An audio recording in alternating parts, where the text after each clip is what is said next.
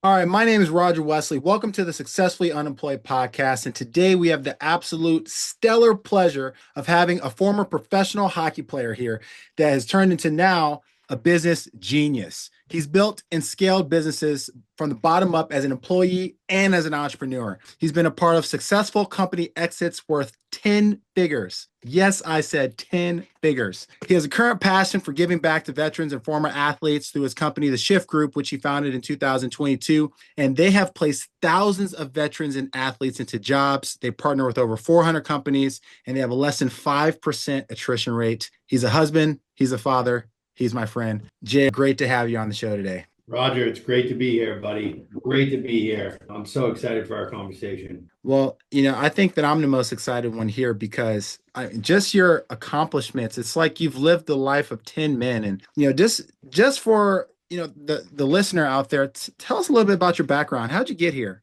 Sure. So I'm the oldest son of Hall of Fame hockey coach. I'm originally from the Boston, Massachusetts area.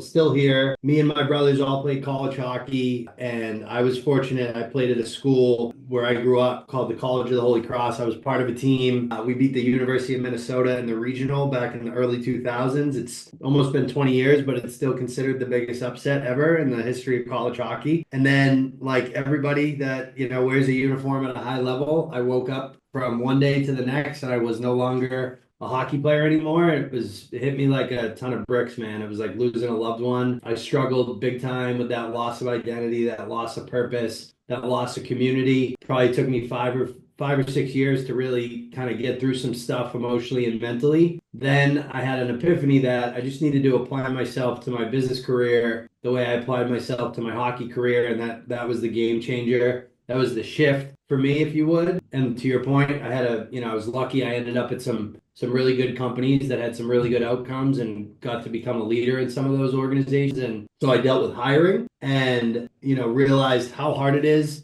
to make a decision and an investment on somebody based off what it says on a piece of paper, when the things that are going to be indicative of that person's success aren't the things that are going to show up on a piece of paper. And that's really the impetus for Shift Group. Like you said, we help athletes and veterans successfully transition into business careers through a digital kind of platform that allows us to connect companies with great people like you through video. And after they've been trained and upskilled and all the things that I wish I could get access to when I was building teams. And it's really been a game changer, not just for the companies we work with, but more importantly, and really the core of our mission is for the athletes and veterans that we serve. So that's how we got here today, my friend. Wow, that is wonderful. I just love that story. And what I love about you, JR, is that, based on some of the conversations we've had previously, you're not doing this for money. You've completely eliminated the need for money, but now it's about impact. And I just want to ask you a couple questions around that. What was it like when you were making that transition from going from a W-2 employee to branching out on your own, saying, you know what, I'm going to take this leap of faith. I'm going to start this company. Good question. It was hard, man. I think one thing that you have to get really comfortable with when you do that is accountability. So what do I mean by that? I was a chief revenue officer. That was the highest kind of position I got to as an employee, which is, you're in the C-suite reporting to the CEO, but you still have like an out, you still have an off ramp. You can blame engineering if the product sucks that you're trying to sell. You can blame marketing, or, you can blame other departments. You can blame chief human resources. Essentially, there's other places to point your finger when things aren't going the way you want. What you realize very quickly when you start a company is, and you're in charge, you have to own it, right? Like it's all on you, which is great, but it's also obviously has its downsides. When things aren't going great, you have to own it. You have to really look in the mirror, and there's no pointing fingers at anybody. So that's tough. And I would say the other piece is like just getting really comfortable with being uncomfortable, which is, we've grown quite a bit. We have a much bigger team than we did even when me and you first met, Roger, which wasn't that long ago, right? 3 years ago. Yeah, it was a short time. Yeah, but it's still really hard, right? Like, we're still early. It's still very fragile. So we still, you kind of walk on eggshells a little bit, but you just got to trust your gut and run fast and break things, right? I always say, like, you can't make omelets without breaking some eggs. And we're certainly breaking lots of eggs over here, and that's you got to kind of live in that discomfort constantly. Those are probably the two biggest lessons I learned right away. Wow, I love that. And just for a little bit of background of how we met, I believe I met you right at the beginning of Shift Group, right at the Very inception. beginning, I very was beginning. transitioning out of door-to-door sales, and I was a former Division One athlete, and your company said, "Hey, we take former Division One athletes and we help them get into the tech industry." And to tell you the truth, that changed my life. Everything about my life is different as a result of that, and I am a better man because of that. So, that really leads me into asking you, what was it that gave you the inkling that veterans and athletes need better representation in the job field? So glad you asked me that. I don't know that representation is the right word. I guess actually it is because like that's what we're doing, right? We're advocating and representing them. And that's I think the problem, Roger, is this is like institutional failure at its finest, in my opinion, right? And I'm not afraid to say it. I went to a great college. There is a massive mismatch between higher ed and corporate America in terms of expectation setting. You walk into a career services department at 99% of colleges in the country, and that's where athletes are typically going to get help. And it's filled with a room full of people who have been in academia their whole career. So they've never been in the enterprise. They've never been in corporate America, and they're the ones in charge of helping guys like me and you figure out what this world's supposed to look like and how we're supposed to prepare and how we're supposed to break into it. And then in the military, massive organization, talking about the government, every military person that leaves active duty goes through a 3-day program called TAPS. It's their version of career services. And again, it's almost every single time run by somebody who like got pretty high ranking in the military, left active duty, and then they run TAPS. So now you have somebody who has only been in the military, again, just like this higher ed person, not in corporate America, not in the enterprise. And these are the people we're relying on to get folks like you and I from like dialed in dudes and ladies that know exactly who they are, exactly what they want, exactly what the playbook is to be successful. And then they lose all of those things. And then they're relying on institutions that have no idea how to take this special sauce that we have in uniform and go and reapply it to the real world. So like that's a massive problem that I'm like, I'm in love with solving. It's like I think it's why I was put here. Wow. And I have to admit, coming from military background, my father being a veteran of the Navy and having my uncles being veterans of the Marines and the other armed force branches, truly your work is changing lives. And I can only imagine how my personal life would have been affected had I not come in contact with the Shift Group back years ago, 2022, and then having the opportunity to get into a sales role where my skills were highlighted and accentuated, and it led to the formation of the current company that I have now as I transition out of my own duty. So without someone having that vision to step out and take that dream, I wouldn't be here today. I can honestly say that 100%. So that's why I'm so honored to have you on the podcast today. And that leads me into, as you were taking this journey through being a W-2 employee and working at these companies and kicking butt and taking names, and how did you finalize the fact that, what, this is my dream. I believe in it. I know that there's a place for, how did you finalize that? How did you put that together and then say, what, here it is. I'm going to take it to market. I think so. The way it kind of came to fruition was, for a long time, probably for about a decade, the hockey world is a pretty small world when you get to a certain level, and I just kind of because I had some success, which like, again, I talk about this, Roger, like 50% of it was luck, 50% of it was hard work. I worked really hard, got good at my job, but I did it at the right place, which was lucky. And because of that, people knew who I was in the hockey community, and guys would retire and people would put these people in touch with me and be like, you got to meet this guy, JR. He's not that smart and he's made a bunch of money. I think he can help you. And I loved it, dude. I loved getting these calls, at night and on the weekends, talking to people about what they were looking to do, helping them think about their resume, their LinkedIn, how to interview. some of the skills they're going to need if they want to do, what I was doing at the time, which was tech. And I would then, once I felt like the kid was ready, I would introduce him to my friends, and my friends were sales leaders and executives at companies. So I'd make these introductions. They would interview these kids, they would hire them, and these kids would get promoted in like 6 months. And my buddies would call me and be like, "Hey man, that guy was awesome, dude. Thank you for sending him to me." And what happened actually was at the end of 2021, COVID really messed with like minor league sports, especially over in Europe. So there was a lot of guys playing hockey over there, and it just so happened. So at one point I had like 10 or 15 guys, hockey people that I was helping, and I still loved it, but I was busy, I had a full-time job. So I literally, what I did was I called a friend who I had already introduced a few folks to that he had hired. And I was like, "Hey, I got another couple folks for you." And he's like, "Yeah, and send them to me over text." And I'm like, "Actually, like,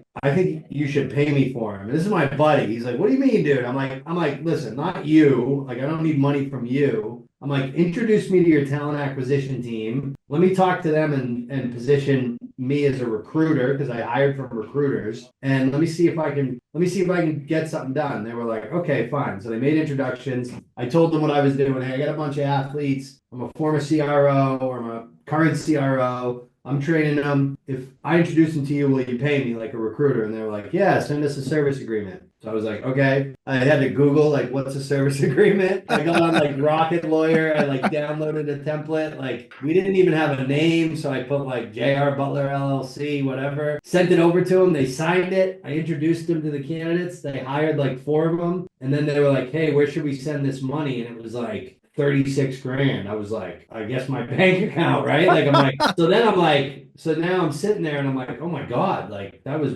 easier than it should be." So that's how the company started. I'm like, "Okay, there's a company here." So that's when I decided like I'm gonna go all in on this. So it was that whole experience. Plus, to be fair, like being an employee for as long as I was for 16, 17 years, I had a lot of experiences. I learned from a lot of great leadership. I was in the right rooms. And I think what you start to realize as you get older, because when you're young or when you're like inexperienced, you're like, "This is so hard. I'm just trying to figure this out." And then you move up in a title and compensation, and you have this new job, and you're like, "Man, this is so hard. I'm just trying to figure it out." And then you do well, and then it happens again, and you think like, "Oh, now once I become this title, I'll know what I'm doing." And then you realize like you get to that title and you're like, "Oh shit, I gotta figure this out." Like I'll do it. And dude, so like now as I'm sitting as like a 34, 35-year-old at the time, and I'm in rooms with, these older CEOs and investors, and I'm like,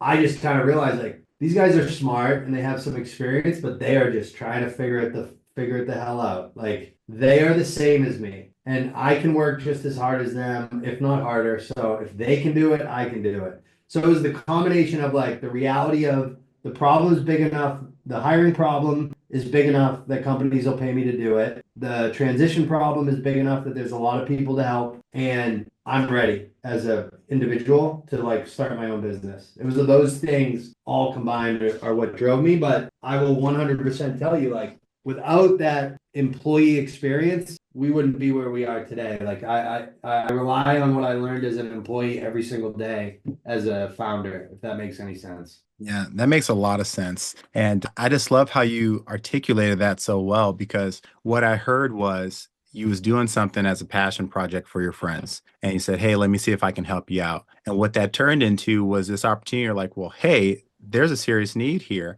How about I try to scale this up?" And you just tried. You just reached Yeah. out, you called them and said, "Hey, can we work together?" And they said, "Send us a service agreement." And you went to Google, you went to the internet and found a service agreement and you sent it over to him like, "I think I have something here." And that journey is just awesome. I love hearing stories like that because it just motivates me and inspires me sitting in my chair. I mean, I can hardly sit still listening to that story because it's something that it's easy because you had a skill set to do it. It's not something that was outside of your wheelhouse. It was something that you was already doing, said, "You know what? There's a lot of value here. Let me go ahead and scale this up." So then let me ask you a question here. As you were going through that process of figuring it out and just sending that service agreement and figuring out what made you pick your initial asking price. How did you, where'd you pull that from? You just pulled it out of the sky, like, I think you'll give me, X number dollars per candidate.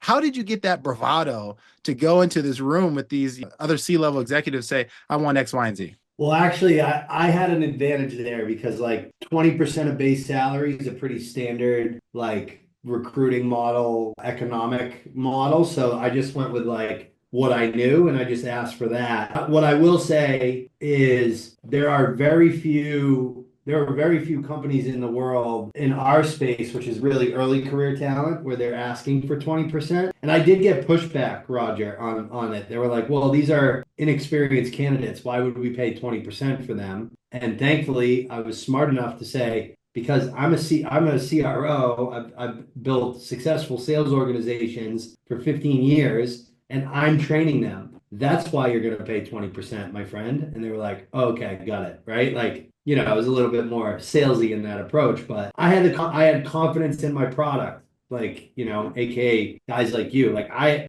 know that, Roger Wesley is going to make me look really good. So I have no issue taking your money. I love that, man.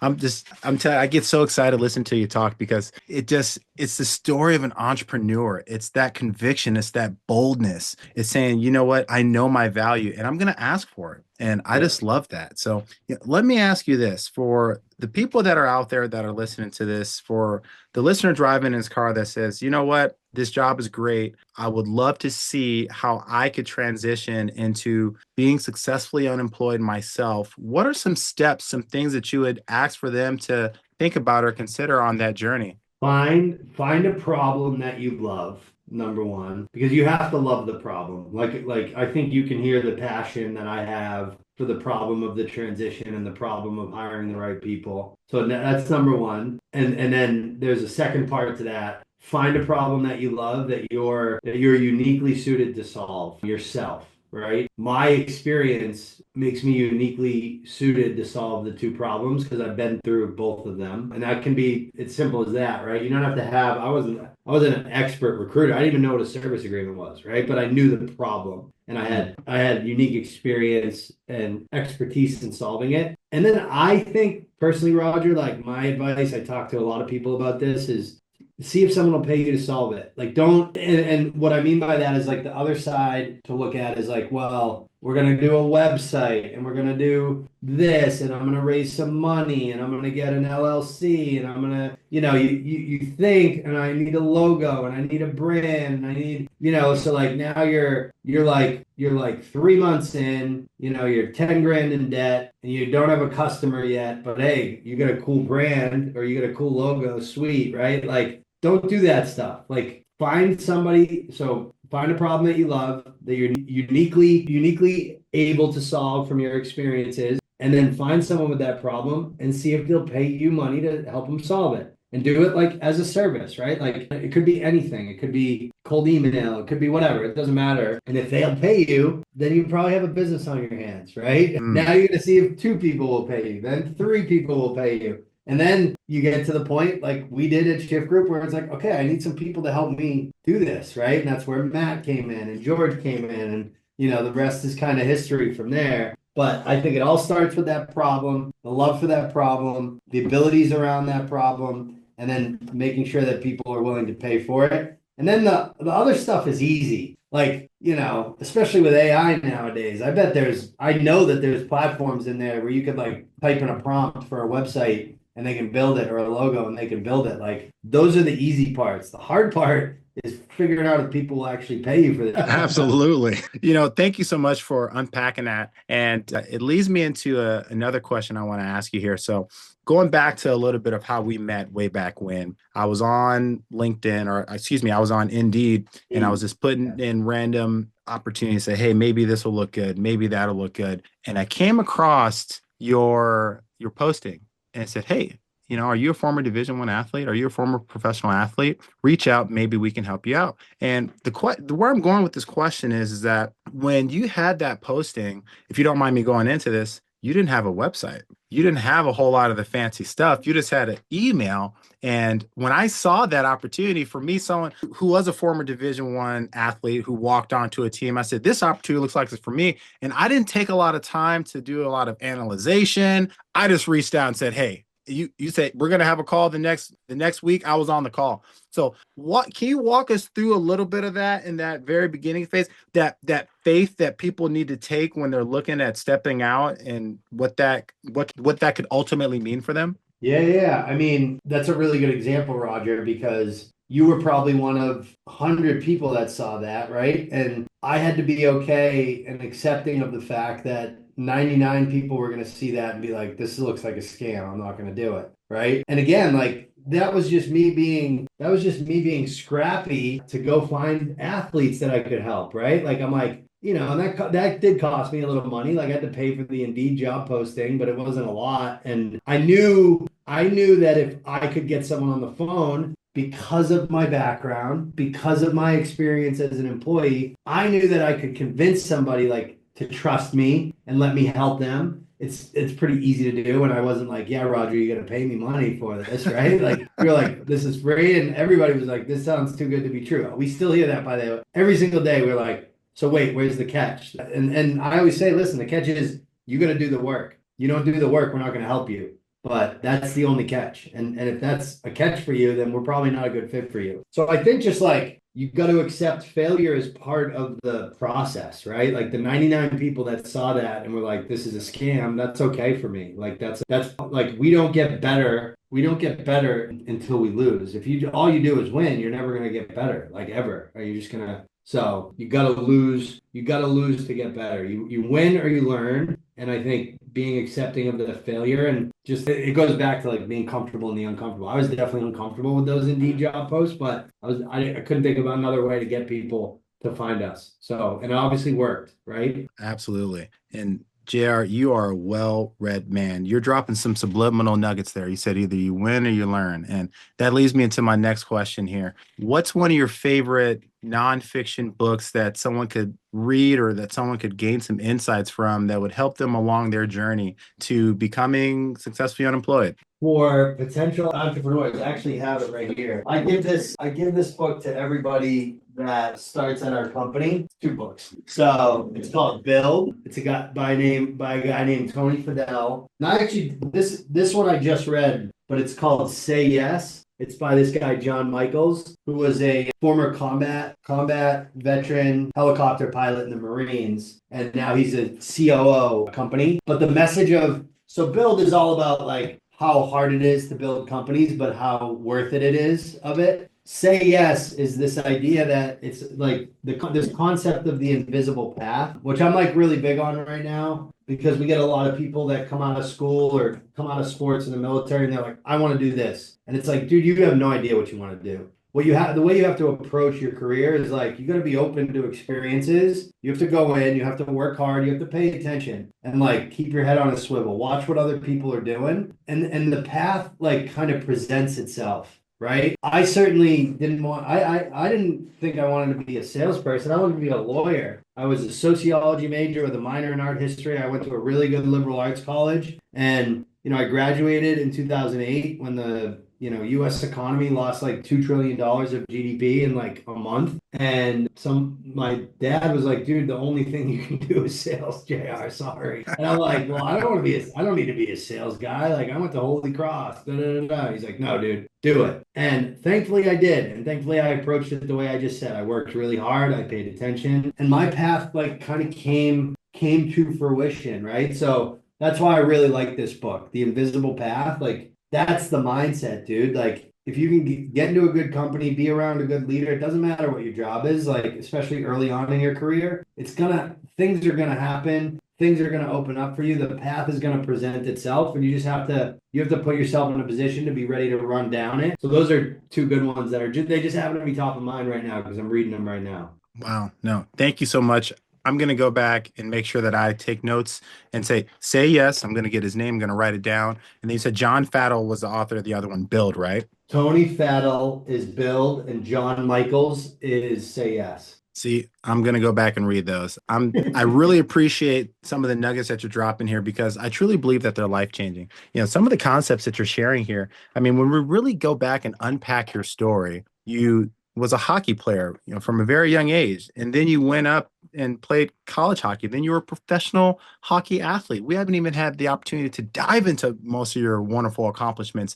And then from there, you said, you know what? I'm going to go into sales. And you started from the very bottom and you worked all the way up to that CRO position. You exited and then said, you know what? I'm going to build my own thing. So, yeah, I have a couple of really good questions. I hope I have enough time to ask you. The Yeah. first one is, so if you could sum up what those qualities and characteristics that helped take you from the hockey player to the successful employee to now the very successful business genius that you are, what are some of those character traits that you think were consistent across your previous roles or throughout the history of your life? Yeah, I immediately my brain goes to my like core values, which are reflected in our company core values as well, because it's my company and I get to choose the values. That I think there's three things, dude. There's accountability, doing what you do what you say you're going to do, right? And do it well every single day. Coachability, which to me is like being able to gift feedback is a gift, like act accordingly, use it to get better. Don't take it personally. And also there's a piece of that that's like a little bit of like a hunger for feedback and like it's kind of curiosity, like how can I get better, right? Like that coachability is like a lot of things, but that's just a general like growth mindset. And then the last piece for me that's really worked, Roger, is authenticity. I'm a big believer that like what other people think of me is none of my business. But I would rather somebody hate me for who I am than somebody like me for me pretending to be somebody I'm not. And I think like I think if you talk to most people, whether those are customers, people like you, my friends, anybody, I would hope that the one thing that they would say about me is that you're always going to get the real JR. Like I'm not, you plant tomatoes, you get tomatoes. Like that's how my dad is too. So I think people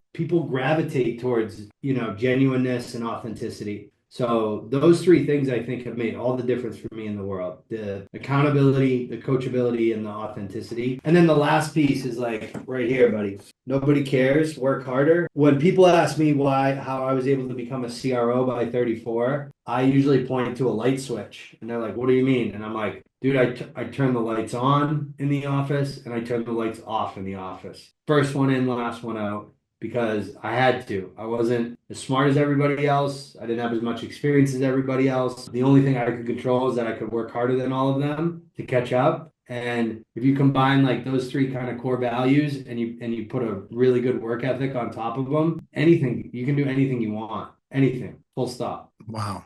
Wow. I'm speechless, JR. I have to admit that's hard for me to have happen in my life, speechlessness. But if you don't mind, I want to push back a little bit on one of your core values that I don't think that you shared. I think that you missed the core value of humility because you are one of the most humble people that I've ever spoken to, ever come across. And this leads me into one of my last questions for you. Hopefully I can pull it out of you. I've known you for years, and it's been really tough for me to get a straight answer from you. I've had to do a little bit of research. I listened to some of your other podcast interviews, and there's a story about how you exited that company for 10 figures. I mean, we cannot leave that detail unnoticed or talked about. As much as you're willing to share with us, as far as you're willing to go, I understand if you're a humble guy. I've known you for years and I haven't been able to pull it out of you, but I'm hoping that here on the podcast that someone can be truly impacted and encouraged and inspired to turn that light switch on and turn that light switch off, because in that process, that work can result in an amazing story like hopefully what you have to share with us here. Yeah, I mean, listen, when I joined the company so the company that Roger's talking about, we were ultimately acquired for two billion dollars by IBM, which is like probably the most famous and long-standing technology company in the world. The cool thing about my point of pride in the acquisition actually is that this is like crazy stat, Roger. IBM spends more money on research and development than the United States government spends on cancer research. Okay. So you're talking about multiple billions of dollars and tens of thousands of people who literally wake up every day and they try to build stuff so that IBM can continue to be the monster it's been in the public market for decades. With all that resource, with all that firepower, they couldn't build what, we were fairly small for a $2 billion acquisition. We were 650 people. We raised less than $150 million.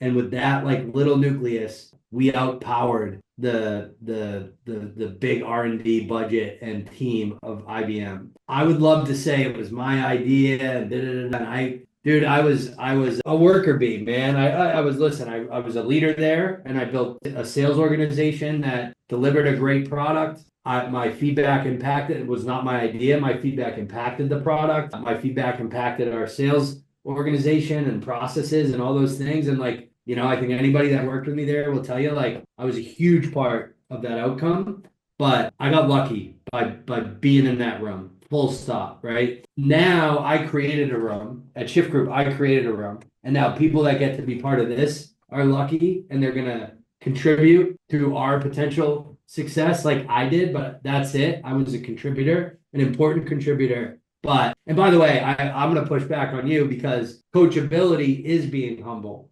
right? If you can take That's huge. feedback, it's because you know that you're not good enough or you know you can get better. So I will actually start adding when I talk about coachability, I will start talking about being humble as part of coachability because it is. That's how I think about it. Exactly right. I love that. Wow.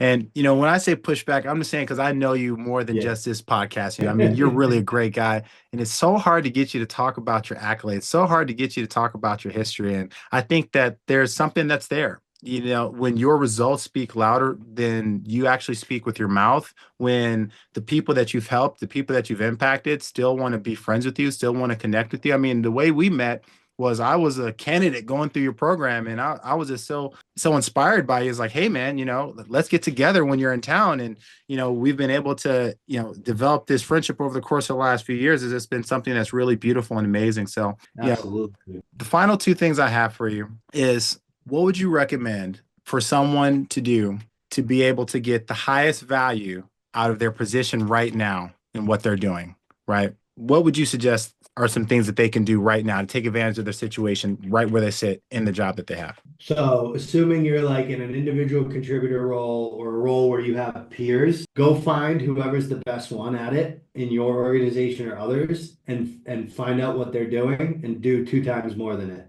Like that's it. Like literally. It's a lot, people get frustrated because business leaders use so many sports analogies and I'm always like, well, that's because sports and business are the same. So just suck it up, right? But dude, it's just like sports, right? Like when you're little, you look up to the best player. And, I'll give you an example. Where I grew up, there was a hockey player from the town next to us named Jimmy Campbell. He played on the 1994 Olympic team. So I was about 11 years old when I met him. And me and my brother asked him, like, how'd you make the Olympic team? Like, what's the secret? And he's like, I shot 300 bucks a day every single day. So what do you think me and my brother did? We shot 600 bucks a day every single day, right? So like now when I was a sales guy, I'll never forget there was a guy on the team who was always the top of the leaderboard. So what did I do? I went up to him and I'm like, sit with me for an hour, tell me what you're doing, show me everything. And he's like, I do this many calls, I send this many emails, I do this much research. I was like, okay, got it. So then what do you think I did? I went back and I did two times more than what he did. And then like the next quarter, guess who's on the top of the leaderboard? And he's like, dude, what the hell? I'm like, sorry, buddy. You know what I mean? So that's it, man. Like don't reinvent the wheel, man. So if somebody's already doing it great, they already have the recipe.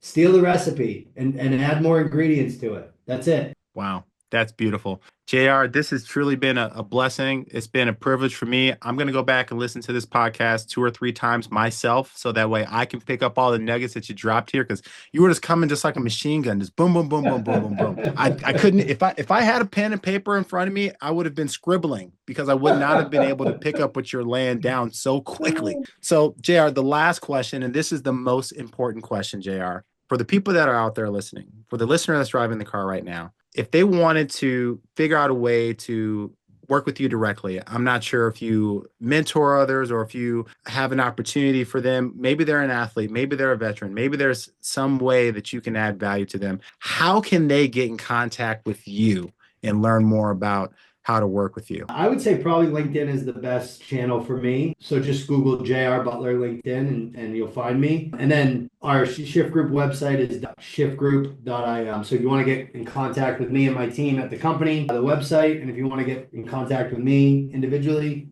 my LinkedIn. Those are, I'd say, are the best two ways. Wow. I feel like my phone's worth $1 billion because, I'm connected with you on LinkedIn and I have the website for shiftgroup.io. So I must be on to something. If IBM paid your company $2 billion. So I'm fired up to say that I'm already connected with you on LinkedIn. So go give them a connection. Go check out Shift Group. JR, this has been an absolute privilege. Definitely made my week. Thanks so much for being on the show. Dude, thank you. And dude, like everything I've seen you do, Roger, you are a natural at this, buddy. So thank you for having me. Well, my humility is going to step up and say, you know what? I'm just learning from the best because I think that you're speaking and doing some amazing things on stages too. So thanks so much, JR. Thank you.